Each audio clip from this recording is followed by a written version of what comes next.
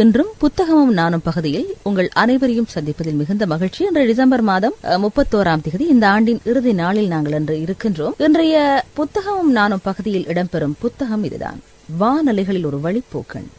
அன்பு அறிவிப்பாளரின் அரை நூற்றாண்டு அனுபவ பதிவுகளாக இந்த புத்தகம் அமைந்திருக்கிறது என்றுதான் சொல்ல வேண்டும். அப்படியான ஒரு சிறப்பான புத்தகம் இது. புத்தகத்தின் முதல் பக்கமே படையல் என்று தலைப்பிடப்பட்டு தாய்க்கு பின்தாரம், கருவில் சுமந்து பெற்ற அன்னைக்கும் நெஞ்சில் சுமந்து வாழும் அன்னைக்கும் என்று சொல்லி தனது தாயின் புகைப்படம் மற்றும் தனது மனைவியின் புகைப்படத்தோடு அந்த நூலை ஆரம்பித்திருக்கின்றார் உலக அறிவிப்பாளர் BH அப்துல் ஹமீத் அவர்கள். தாயை நேசிப்பது போல் தாய் தமிழ் மொழியையும் நேசிப்போம் என்று அவரது புகைப்படத்தோடு தொடர்கிறது புத்தகத்தின் அடுத்த பக்கம். அடுத்ததாக விசும்பு வெளியினூடே ஒலி ஊடகத்திற்கு வித்திட்ட முதல்வர், வானொலியின் தந்தை மார்க்கோனியின் புகைப்படம் வெளியாகியிருக்கிறது. பேராசிரியர் சபா ஜெயராசா அவர்களின் ஆய்வுரையோடு தொடங்குகிறது நூல். நூல் நயவுரையை வழங்கியிருக்கின்றார் ஆனா முத்துலிங்கம் அவர்கள். தொடர்ந்து வாழ்த்துரையை வழங்கியிருக்கின்றார் சாத்தான்குளம் அப்துல் ஜபார் அவர்கள். அடுத்ததாக நூல் இவ்வாறு தொடர்கிறது ஒரு கவிதையோடு. அமிழ்த தமிழ் ஹமீத் அமிழ்த குரலினால் அமிழ்திலும் அமிழ்தமென்றாகும் இழைப்பிழந்தேயவை இதயம் செஞ்சொல் இனிமையில் திளைத்தே மாந்தும் மெல்லிய புன்னகை மேவிடு வதனம் முகழ்ந்த செந்தாமரையொக்கும் கல்லும் கனியும் காதனில் இணைக்கும் கன்னட் தமிழிவர் மொழியே என்று அவரை பற்றி ஒரு புகழ் பாவோடு தொடர்ந்து செல்கிறது நூல். இந்த புகழ்பாவை காப்பியக்கோ ஜின்னா ஷெரீஃபுத்தீன் எழுதியிருக்கின்றார். அமிழ்த குரலோன் அப்துல் ஹமீத் என்ற தலைப்பில்.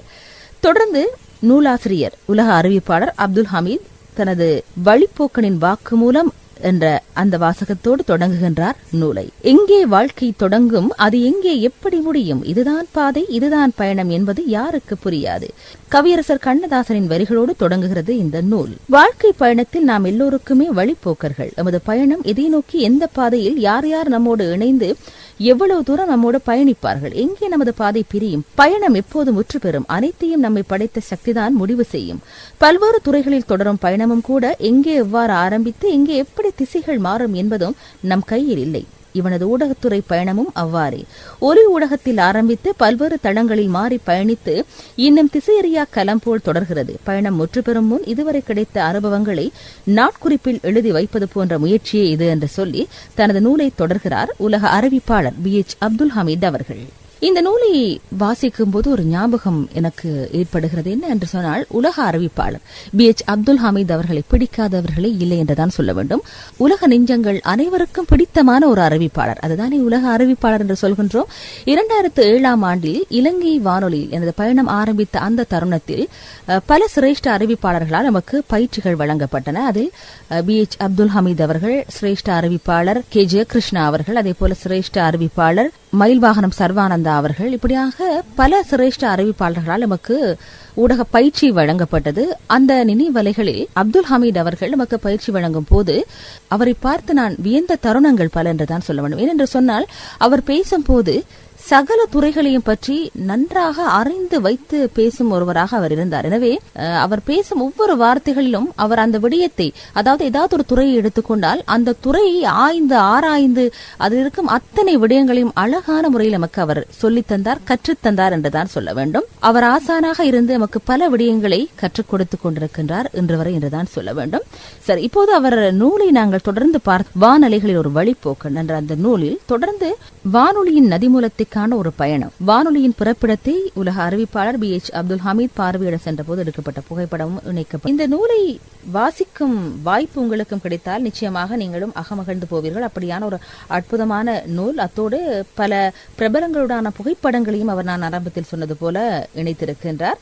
அகத்தின் அழகு குரலிலும் தெரியும். சுமார் 3 தசாப்தங்களுக்கு முன்பு ஒரு சஞ்சிகையில் இவனை செவ்விக்கண்டு எழுதிய நிருபர் அது பிரசுரமான வேலை கொடுத்த தலைப்பு தான் இது. அதே போல பல விடயங்களை அவர் இந்த புத்தகத்தில் இணைத்திருக்கிறார் என்றுதான் சொல்ல வேண்டும். பல புகைப்படங்கள், பல விடயங்கள் என்று சொல்லி வானொலித்துறையின் முன்னோடி ஐயம்பிள்ளை நடராசா பற்றியும் அங்கே நினைவுபடுத்தியிருக்கின்றார். இலங்கை வானொலியின் தந்தை என்று போற்றப்படுபவர் பிரித்தானியரான அட்வர்ட் ஹாப்பர். 1921ஆம் ஆண்டு இலங்கை வந்த அவர் இலங்கை தந்தி தொடர்பு அலுவலகத்தில் சிலோன் டெலிகிராஃப் டிபார்ட்மெண்ட் தலைமை பொறுப்பேற்று பணியாற்றினார்.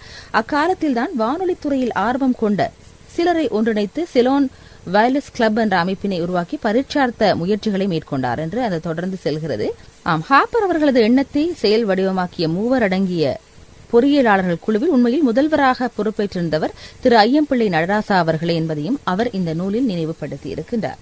இந்த நூலை படித்து முடிக்கும் போது வானொலியை பற்றிய சகல விடயங்களையும் நாங்கள் அறிந்து கொள்ள முடியும் என்று சொன்னால் தன் அனுபவ பகிர்வுகளை அவ்வாறு சிறப்பான முறையில் தொகுத்து வழங்கி இருக்கின்றார் உலக அறிவிப்பாளர் என்றுதான் சொல்ல வேண்டும். நெஞ்சுக்கு நெருக்கமானவர்களின் நேசம் நிறைந்த வரிகள் என்று புத்தகத்தில் தமிழின் முதல் நிகழ்ச்சி அளிக்கையாளர் BH அப்துல் ஹமீத் என்று பேராசிரியர் கானா சிவத்தம்பி அவர்கள் தன் நெஞ்சில் நிறைந்த வரிகளை இவ்வாறு தெரிவித்திருக்கின்றார்.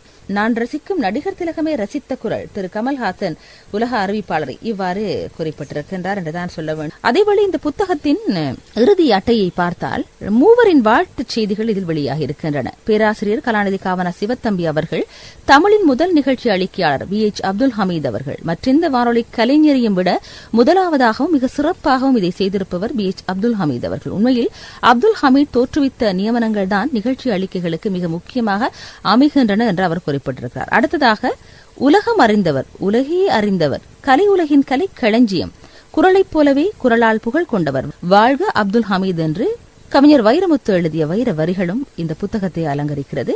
பல கலைத்துறைகளில் அப்துல் ஹமீத் ஒரு சாதனையாளர். வானொலி கலையிலோ ஒரு சகாப்தம். வானொலி கலையில் அவர் தொடாத அம்சம் இல்லை, தொட்டு துலங்காத அம்சமும் இல்லை. தான் தோன்றி கவிராயர், பல்கலை வேந்தன், சில்லையூர் செல்வராசனின் வரிகள் இவை.